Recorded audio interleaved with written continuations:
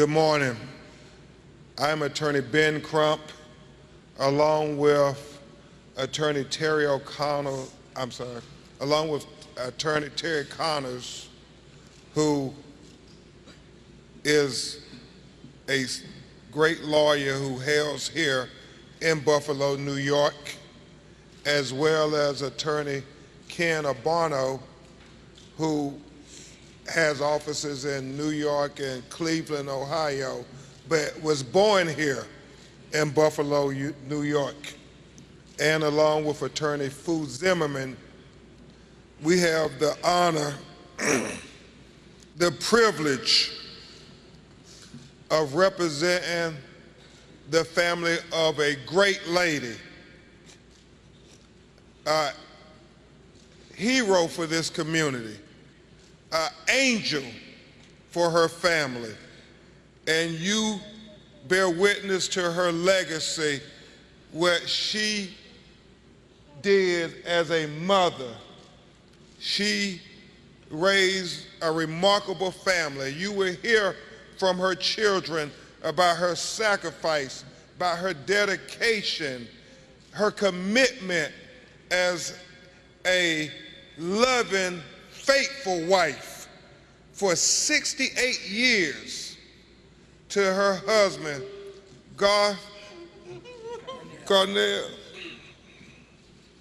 Garnell Whitfield Sr. This is so painful and emotional.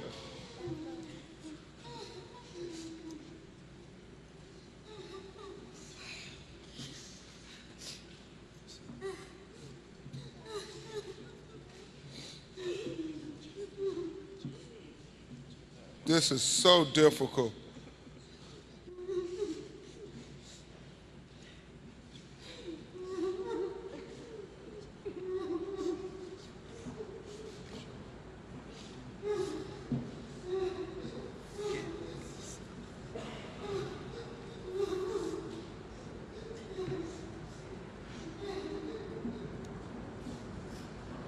Thank you so much, Pastor Copley, for your prayers, and we need them now more than ever. Okay.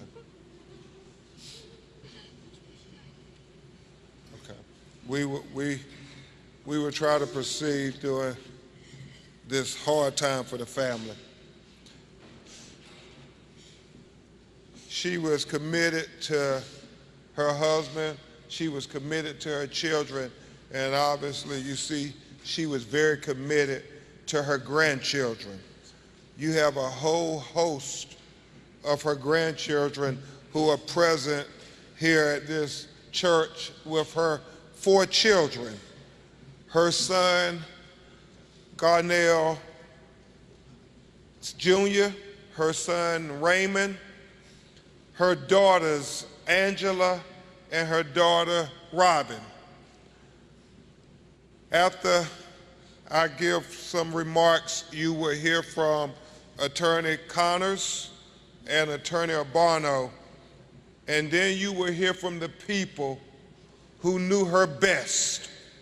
You will hear from the people who are the only people who can give appropriate voice for Ruth Whitfield, and that is her children, her family. And so I wanted to be clear that what happened on Saturday was an act of domestic terrorism. And we have to define it as such. We can't sugarcoat it. We can't try to explain it away, talking about mental illness. No, this was an act of domestic terrorism perpetrated by a young white supremacist. There is no question about his intentions. And just like America responds to terrorism, America needs to respond to this act of bigotry, racism, and hate as a terrorist act. You know, so often we try to explain things away when you have a young white mass murderers kill innocent people. But there is no mistaking Attorney Abbarno about his actions. In that manifesto, he made his intentions clear. He went to Tops Supermarket here in Buffalo, New York, in this predominantly African-American community with the objective to kill as many black people as he could. That was his objective. And so we need to make sure that the world knows that we have to respond to this act of terrorism. We intend to not only hold accountable this sick, depraved monster for his hateful act, but we intend to hold those responsible for the root of the hate, the people who curate the hate, the people who inspire the hate on websites and internet services and cable news stations, those people who radicalize these young people to go out and orchestrate heinous acts of violence, heinous acts of hate. That is what we have to do. We have to get to the root of the hate. Because if we don't get to the root of the hate, then sadly, I believe we will be back here again grieving the loss of other innocent black people. And we continue to acknowledge that it was intended as an act of violence against black people for specific reasons. He said it in his manifesto.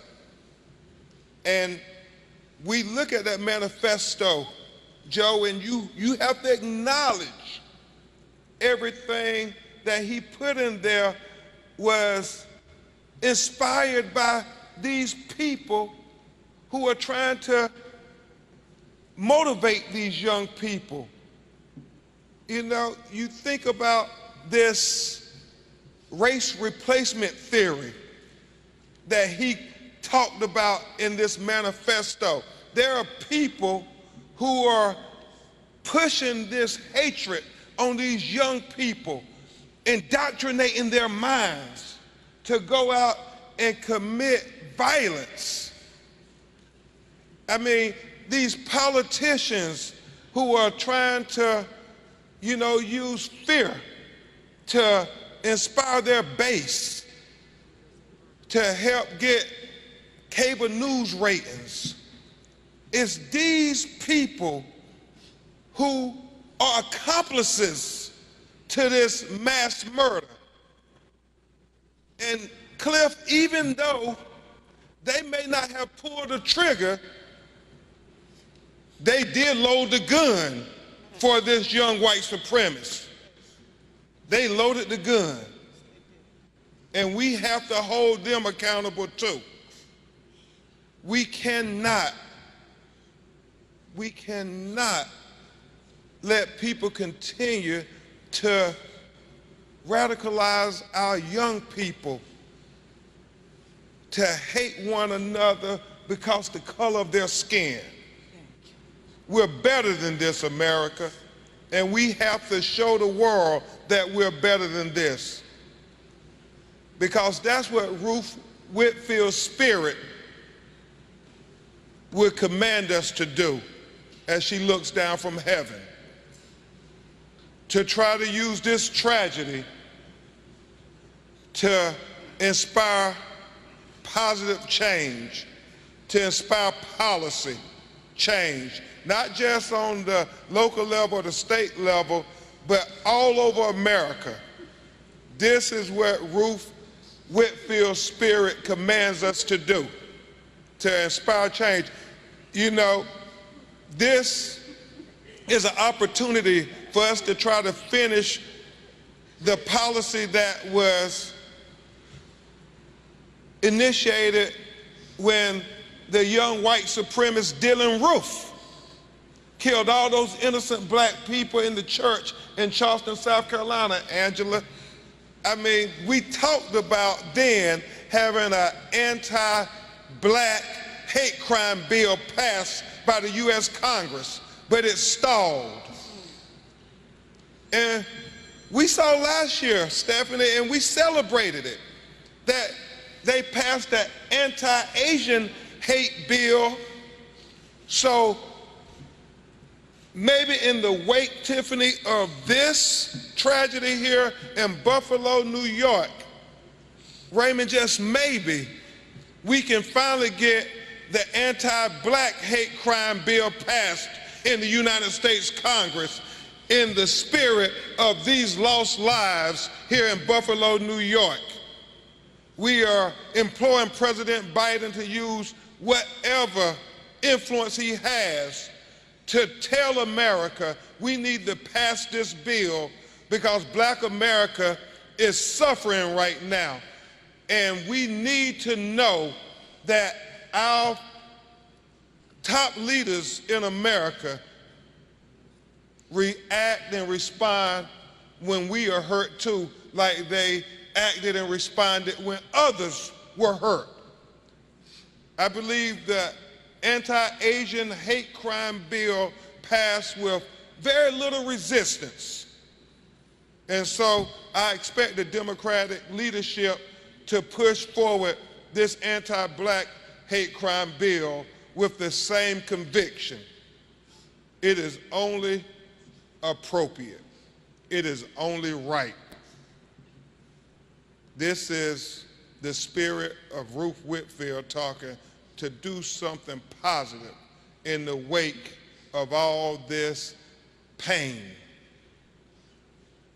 And as I get ready to introduce you to Attorney Connors, I just want to say on behalf of Garnell and Raymond and Angela and Robin and all of Ruth Whitfield's family, especially Mr. Whitfield Sr., that Ruth Whitfield was a person of love. And we won't let this act of hate define this person of love.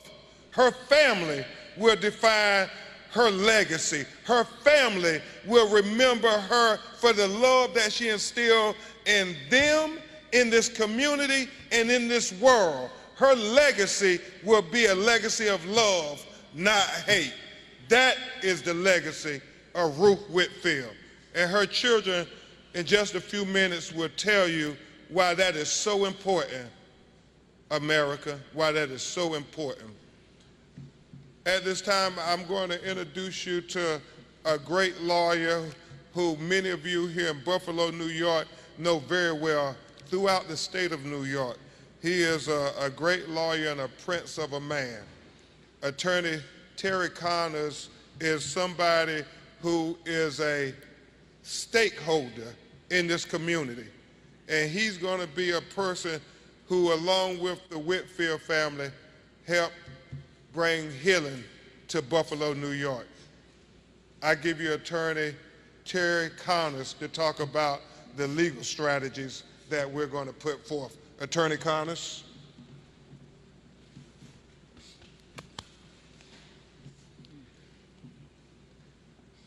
As great an honor as it is to stand next to Ben Crump as he fights for justice for this family, as high a privilege as that for me in my career, over the last 2 days, I have learned there is a greater honor.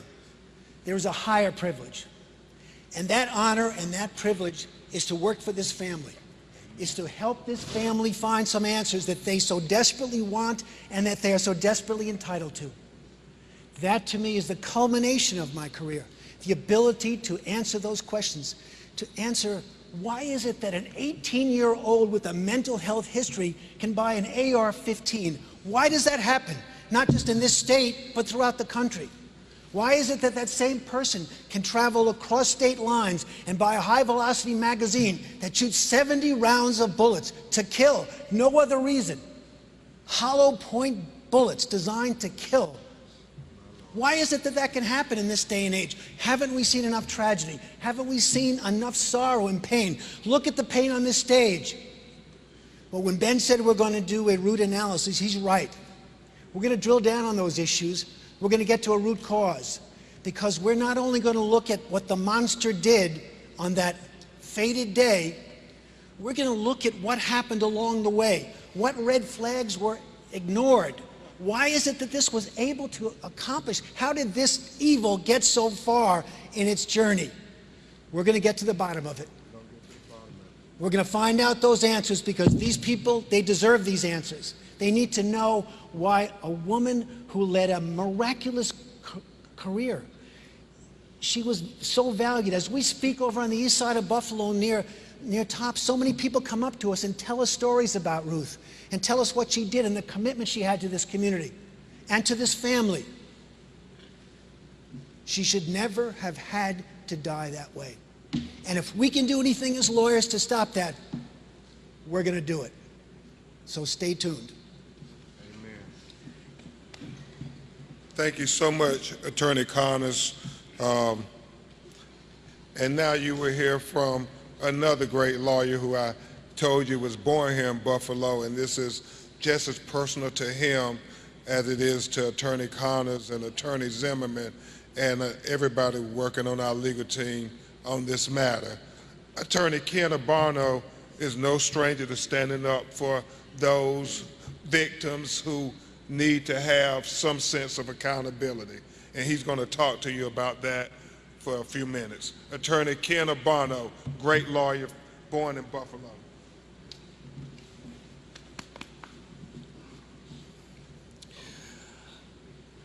I'm truly humbled to be standing here today, being asked to help the Whitfield family through this horrible act. It's a senseless, preventable act of destruction and violence. Preventable is the key word. I've been practicing law almost 30 years now, and what I never thought was that I would be back in my hometown talking about such a horrible event. All of the signs were there. We can tell that now, with only less than 48 hours since this tragedy. All of the red flags that Terry talked about, we will find more. What we also need to find out is how the tools are allowed to get in monsters' hands. We keep hearing about, we're going to stop it, we're going to stop it, we're going to fix it. And then people do not have the courage to actually follow through on that. And when people don't have the courage to enact the laws to stop the ability for the tools of destruction to get into monsters' hands, we see this. An indescribable feeling of pain and sorrow that will never, ever, ever go away. Our goal and our mission is to find out how we prevent that next event from happening. And we will not stop. We will not stop until that happens. Mr. Crump goes all around the country trying to prevent this from happening by trying to seek justice and hold people accountable. That is our goal. That is our mission. And we as a nation need to have the strength and the courage. The people that we elect into offices need to start to have the strength and the courage to stop this from happening. No more rhetoric. We need action. We're here to put that into motion. Thank you. Thank you, Karen. Before I bring the family, I just look at her great-granddaughters here. What do we tell our children, America, about these senseless acts of violence based on hate?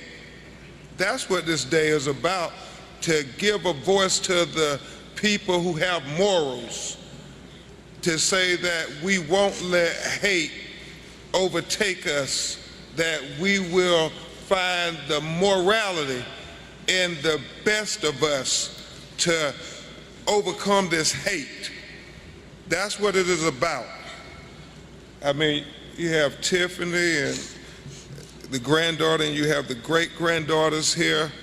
It is just hard for this family. You're going to hear about the things they're agonizing with, how they tell Mr. Garnell Whitfield Sr. about this tragedy and how they have to pray because they haven't figured that out yet. So, and as I bring Garnell Jr. up, just know, as Attorney Abbarno said, how preventable this was. Reports are coming out now that last year, this young white supremacist threatened to shoot up his school. And they put him in confinement for a day and a half, and then they let him go. And so how does that person, as Attorney Connors said, get to purchase an AR-15? We gotta do something about this, America. And we got to get to the root of it. It's not enough to just blame the people who pull the triggers. No, we got to blame the people who loading the guns. All these people who are talking about this race replacement theory, radicalizing these young, impressionable minds to go out and do irrational acts because they know they have an irrational audience and they're just trying to play on their fear. That's what they're doing, playing on their fear and emotion. And if we don't get to the root of it, how many more tragedies do we have to see of black people being killed innocently by white supremacists, by Hispanic people being killed like down in Texas, like Jewish people being killed in New York by these white supremacists being radicalized. You know, when Osama bin Laden radicalized people do hateful things, we treat it like a terrorist act, and nobody condones it. So why are certain people in our society trying to condone this replacement theory, this race replacement theory? It's not right. And we have to be better than that, America. Let's pass this anti-black hate crime bill immediately. At this time, you're going to hear from Miss Ruth's children do the best they can and bear their heart. And it's going to be hard. We expect it to be emotional, and we thank you for understanding if they become overcome with emotion. If it were you, would you be even able to stand? I know I wouldn't. So I just applaud them for being able to come and tell you about Ruth Whitfield and what she is inspiring all of us to do. You're going to hear from her son, who was the fire commissioner for the city of Buffalo, New York, Mr. Garnell Whitfield Jr., an incredible citizen for this community.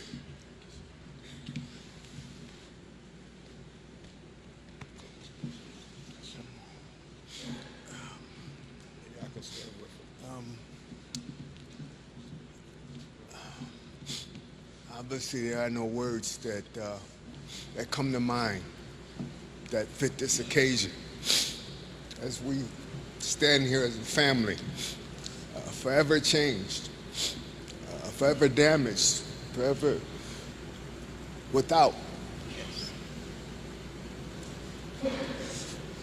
the person who held us together throughout our entire life. As we stand here wondering why, as we stand here wondering what we're going to do, as we're brought together at a time such as this, there's nothing we can do that's going to take away the hurt, take away these tears, take away the pain, take away the hole in our hearts, because part of us is gone, senselessly taken from us by hate. And we're talking about somebody. What I remember most about my mom, what I loved most about my mom is how she loved us, how she loved our family unconditionally, how she sacrificed everything for us, how she gave of herself when she had nothing else to give. She willingly did that for us. And for her to be taken from us and taken from this world by someone that just full of hate for no reason, is very hard for us to handle right now. You know, we make no apologies for our suffering and our pain. You can see it. We're not going to apologize for that. But we're not just hurting. We're angry. Yeah. We're mad. This shouldn't have happened. No, it shouldn't. We do our best to be good citizens, to be good people. We believe in God. We trust Him. We treat people with decency. And we love even our enemies. And you expect us to keep doing this over and over and over again. Over again. Forgive and forget. While the people we elect and trust in offices around this country do their best not to protect us, not to consider us equal, not to love us back. What are we supposed to do with all of this anger, with all of this pain? I can tell you, this was not easy decision for us to go public with this at a time. We're a private family. This was not easy for us. But how else can we honor our mother? How else can we uphold the things that she put in us, the things she believed in? How else can we do that? So we are very thankful for the support of Mr. Crump and his associates and anybody else who sees this as an injustice. And we're doing this because we hope in some small way to contribute to some positive change, to take this anger and this hole in our hearts and make sure it doesn't happen to somebody else. Oh. My mom, on that day was like every other day for my mom. My mom got up that morning and she went up to High Point, up to the nursing home, to care for the love of her life, my father. 68 years they're married. He's in that nursing home for the last 8 years, and every day she went there to care for him, to make sure that he had a quality of life, to do what nobody else could do for him.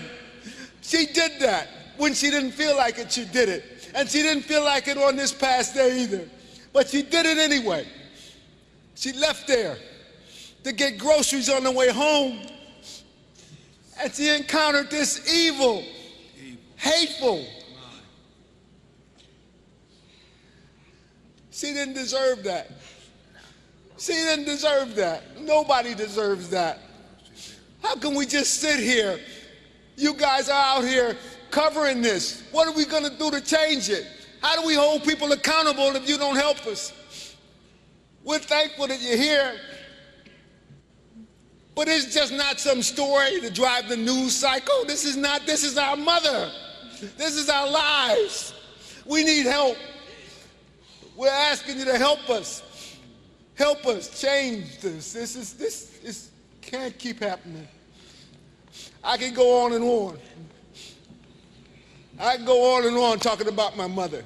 How she loved us. What she did for us. How we're gonna miss her. We have no answers. What do we tell our father? We don't even know, he doesn't know. What do we tell him? How do we tell him the love of his life, his primary caretaker, the person who kept him alive for the last 8 years? How do we tell her that she's gone?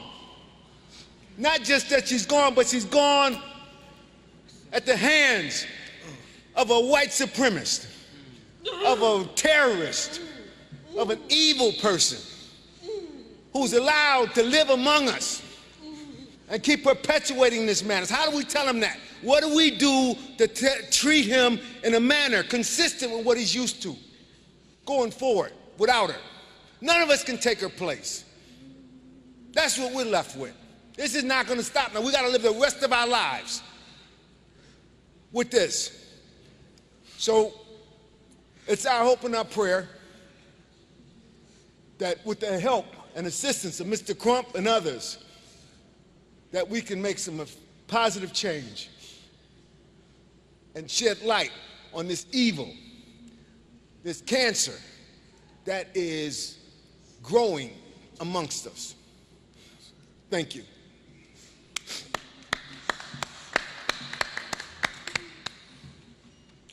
Thank you very much, Garnell, for bearing your heart. Next, you will hear from the youngest son of Ruth Whitfield, Raymond Whitfield, who's going to bear his heart and tell you about his mother. Raymond. And y'all try to offer support to him if you can't stand there. What can I add to that except that it happened early on a Sunday morning.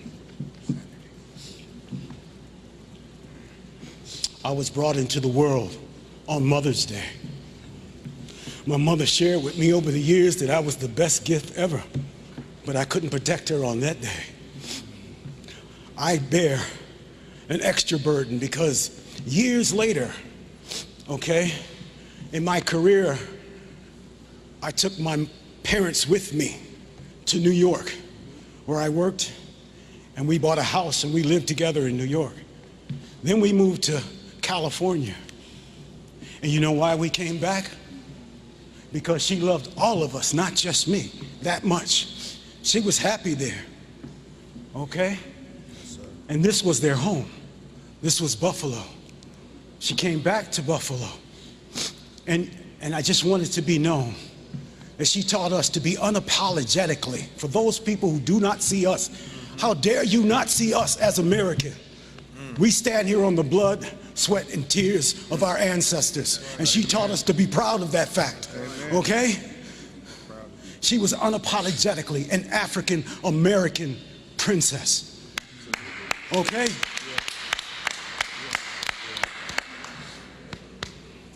And all else I can say is that many a times when we were together, she watched these channels, these news channels, religiously, all day, fretting for the world, okay?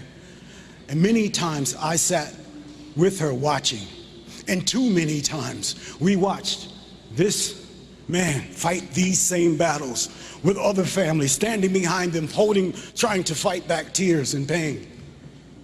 And we sat there and sometimes we wept with them. Yes, sir. But you know what? After the cameras was over and we had to go on with our lives, we wiped away. We got to wipe away those tears and go on with our day to day. But this time, there's no wiping away these tears. There's no walking on with life. So I say to you, what are you willing to do so that the next time it's not you standing here before your broken-hearted family? What are you willing to do? Thank you. Thank you very much, Raymond. And that's what Garnell told me. Never thought it would be them. Never thought it would be them. And that's what many of these families are saying. these families who suffered this tragic loss. Never thought it would be them. She was unsure whether she was going to speak today, but she has agreed to speak because her mother's spirit touched her. You're going to hear from a daughter of Ruth Whitfield, Miss Robin. And her husband is also here to help support her, and her sister Angela. We all with you. Thank you. Good afternoon. Like he said, I wasn't going to speak. But as I look out and I see all of you, I felt the need to let you know my mom was my best friend. We went fishing together. We went camping together. And you know, black people don't usually camp, but we did. And I'm gonna miss that. He took away my mother and my best friend. How dare you? How dare you? This needs to be fixed. ASAP. Amen. Mom, we love you. Thank you. We love you, Mom.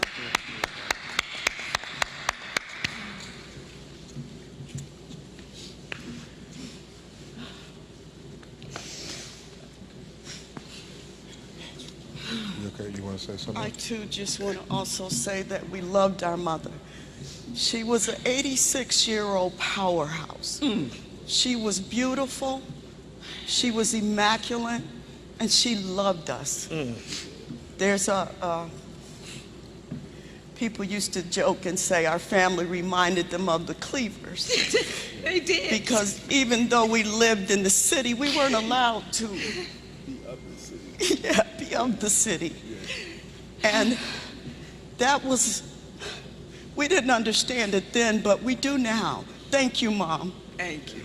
Thank you. Dad, we love you.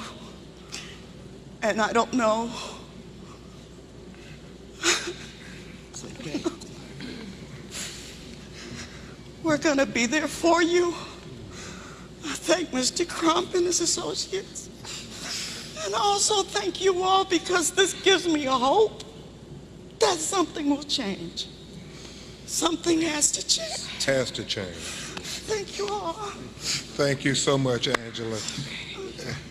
And that's the spirit of Miss Ruth working, because Angela said she was not going to be able to say something, but you did beautiful for your mother, Angela. Robin, thank you all so much.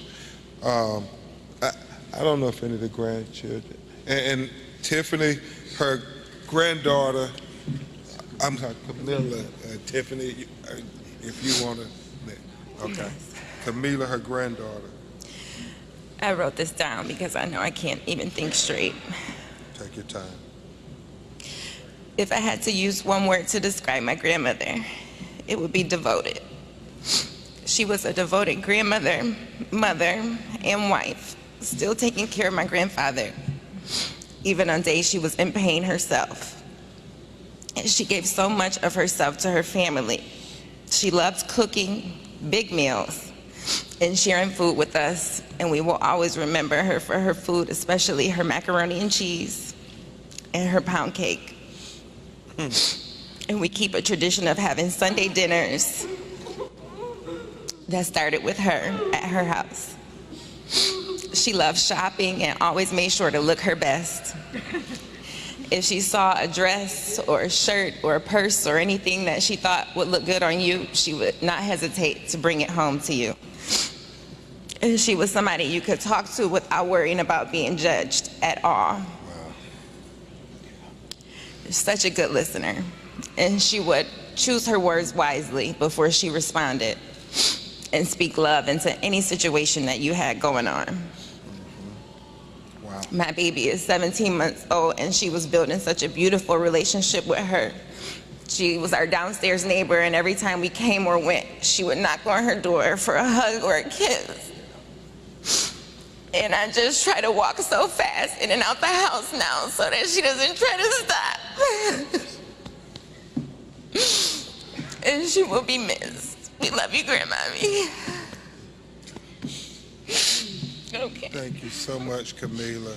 I'm gonna give him out now. Thank you. And they all said they wouldn't be able to speak, and because of the spirit of Miss Ruth, they are speaking. I believe Miss Ruth is speaking through her children and her grandchildren. And Tiffany, I acknowledge you. I know you you have a lot to say, and when the time comes. Okay. At this time, we'll try to take your questions as best we can. Obviously, this family is completely devastated. As Garnell said, he's still in disbelief that this happened to his mama. And I guess it bear witness, if we don't do something about it, like Raymond and Robin and Angela, and he said, it could be your mama next. We have to do something on the federal level to prevent this from happening. Not one more black life, not one more Hispanic life, not one more Jewish life, not one more Asian life, not one more human being should be taken from this earth because of white supremacy, because of hatred, because of racism. We have to do something about this, America. We have to do something about it. Pass the anti-black hate crime bill immediately. We'll take your questions.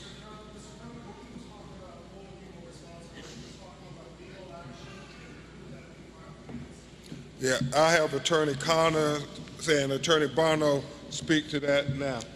Well, we're absolutely going to look at filing legal action. We're going to investigate the facts, and as Ben said earlier, we're going to do a root cause analysis. And that's going to involve some investigative, some digging deep to get to the bottom of this, because the objective here is to stop this evil conduct before it occurs. And if we hold those who are responsible, those who loaded the gun, as Ben told you, we may have a chance. We just may have a chance to save one or more individuals. And that's what we're going to do.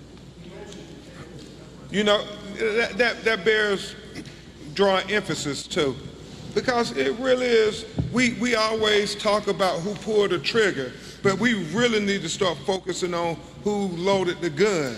And it is politicians who fail to act, or politicians who are trying to build their base based on fear, and it's these websites and this internet sites, these cable news pundits who are talking about this race replacement theory. They're accomplices to this murder. And if we don't start holding them accountable, then you don't have to worry about who this young white supremacist was today, because there'll be another one tomorrow who is radicalized to go into a black neighborhood or a black church or a black grocery store or, for God forbid, a black school, and do just what this monster said, kill as many black people as he could. We have to draw attention to this, to say the root of the problem is these people who are inspiring this hate.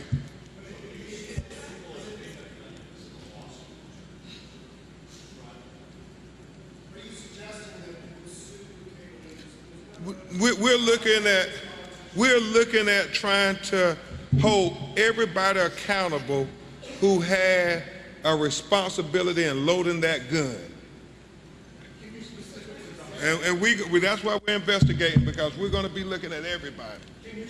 Now, we can't say now because we're investigating everybody. We're reading through that 180-page manifesto, and we're trying to connect the dots on where he pulled stuff from.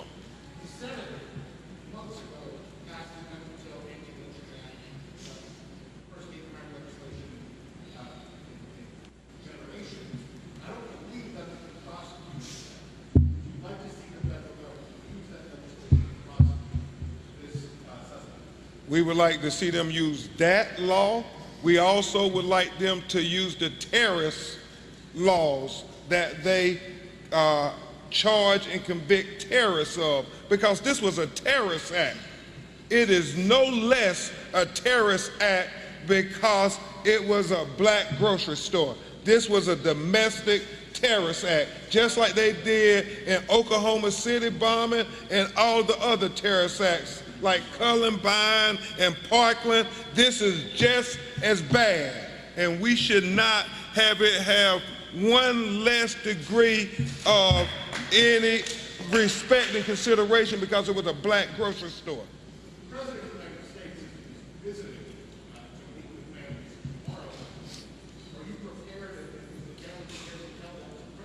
I think the family is prepared to demand positive change on behalf of Ruth Whitfield.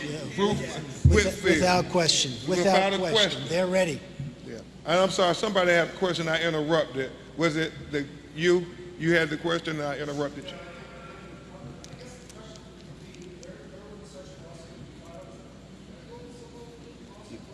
Yeah. Well, those lawsuits can be filed in either jurisdiction. It's dependent upon the nature of the cause of action and the theory. That will dictate where it is that it will be filed. But make no mistake about it, that's jurisdiction. Venue will be in Western New York. Venue will be where these people suffered the greatest hurt, where they lost their mother and their... And Attorney Connors has some success that was precedent setting when he was able to hold a gun manufacturer responsible on a previous case. A number of years ago, a young man was shooting baskets out in front of his house, all by himself. Wasn't a gangbanger, wasn't anything to do with it. He was a good kid who had a future in college basketball. And someone drove by, mistaken identity, shot him through and through with a bullet. And that person was prosecuted, but we didn't stop there. We went after the retailer, the manufacturer, the gun show. We went after all of them, and they tried. And the gun industry and the gun lobby is strong, and they fought us for years. But we succeeded by getting their summary judgment denied at an appellate level. It's now a precedent right here in the 4th Department in Rochester. A law review article was written about it. It enabled us to move forward and force them on the steps of the courthouse to pay the entire policy to resolve this case for this young man, who is now married with a child and a wonderful family. Father was a hero in the Army. We were so happy to deliver that justice to him, and we hope to deliver that kind of justice to the Whitfield family. Gary?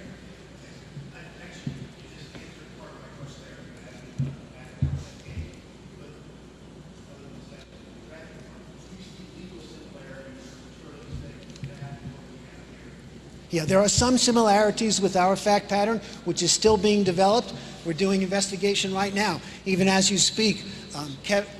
There's 3 law firms looking at this, so once the fact pattern gets defined, we'll be able to determine exactly what the theories are and can go forward. Any other question? Joe?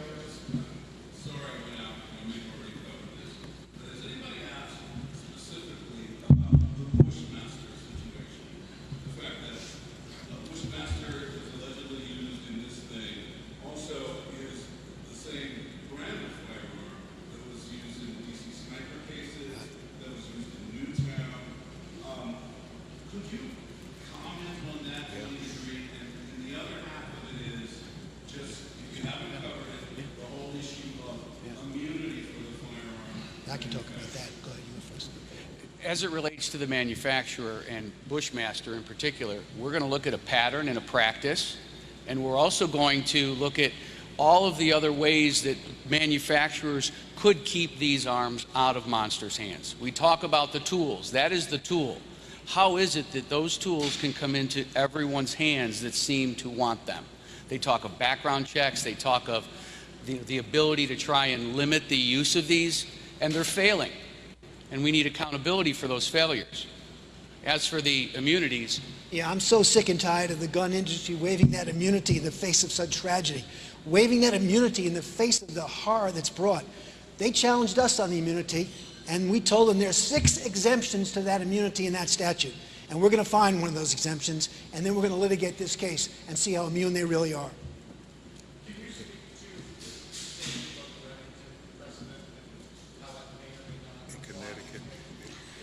We are looking at the Sandy Hook Remington situation and how they were able to hold the gun manufacturer accountable.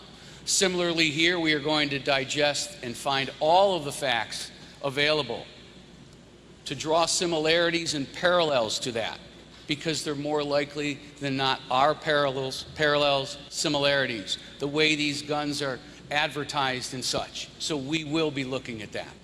Yeah, New York has what's called a red flag law, and believe me, there was rejoicing when that law was passed. It's not that old.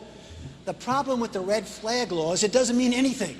If the red flags pop up and no one pays attention to them and you don't follow up on them, it's a worthless piece of legislation. We need to give life to that legislation, and we'll do it through Ruth Whitfield. Amen. Any other questions? Yes, sir. Sure.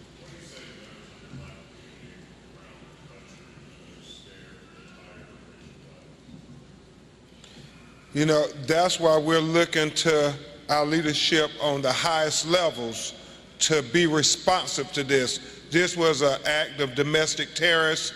America responds to terrorism at every level, and they need to do that here. And that's what I said earlier about just because it was a black grocery store doesn't make it any less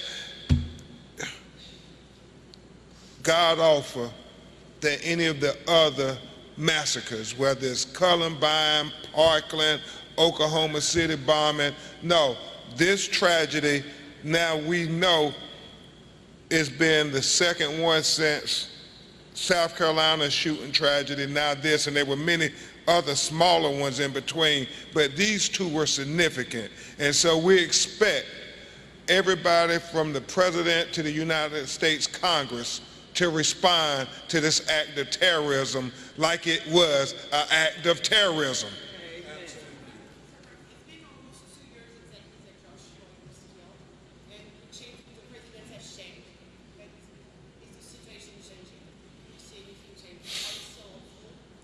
Well, Ruth Whitfield family gives me hope by standing here having the courage to demand action. We have to have hope because our children matter. We can't give up because you saw these granddaughters and these great-granddaughters. We have to have hope to fight for them, and we will fight for them. And that's why we're saying we want to get to the root problem of the hate. The root of the hate wasn't him pulling the trigger. The root of the hate was all of those responsible for loading that gun.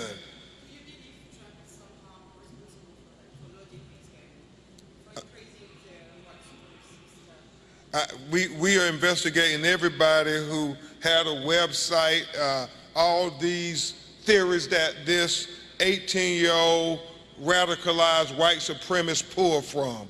You know, he talked about all those things we now used to only hear from the far-right fringes, but now you're starting to hear it in mainstream media and with mainstream politicians, and it's just sickening.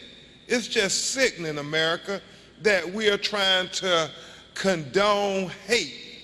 We're better than that. We're supposed to be the beacon for hope and democracy. We can't condone this hate. The world is watching. Any last questions?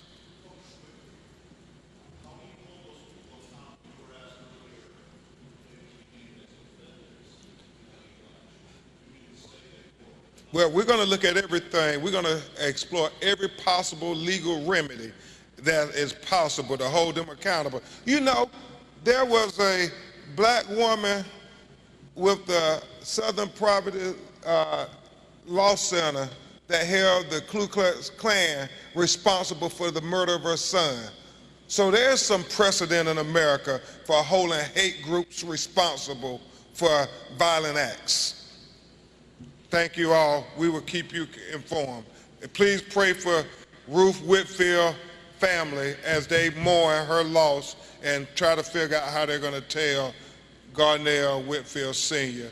about the love of his life being killed by hate.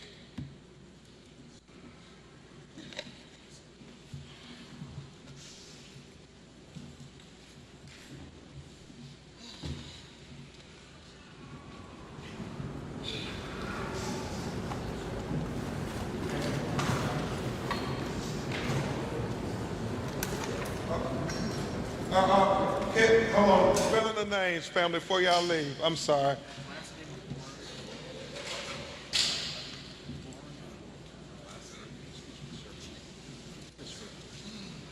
Can you tell it? Because everybody's trying to get it for the. Okay.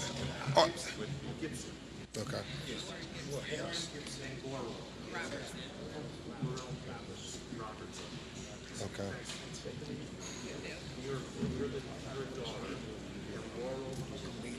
No, she's granddaughter. Miss Robin, what's your last name again? Harris. Robin Harris. Robin Harris. Yes, daughter. And Miss Angela, last name? I'm the oldest daughter. Angela Crowley, C-R-A-W-L-E-Y? Yes. C-R-A-W. Can you make mention of the fact that half her grandchildren aren't even I have 3 daughters. Yeah, and she has a lot of other grandchildren that are still coming into town because they haven't made it. The family wanted to. I apologize. I think it was more helpful if we went down the line Okay. and did that All right. because we just want to make sure Okay. we're getting this Okay. right. Yeah. Just for we can get names for the photo captions, they want to just get everybody to say and spell their name if they would. Okay, just 1 second. Okay. Shh.